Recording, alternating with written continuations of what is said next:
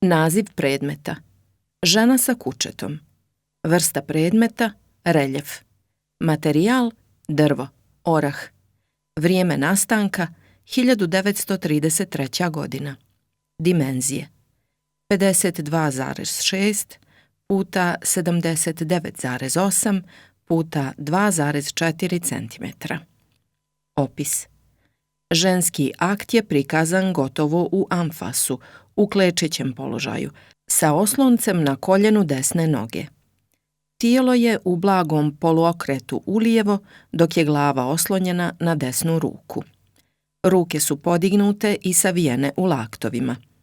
Preko nadlaktice prebačena draperija pada iza tijela žene i kučeta, koje je lijevom šapom oslonjeno na prednji dio ženske butine, dok mu je druga šapa iza i ne vidi se.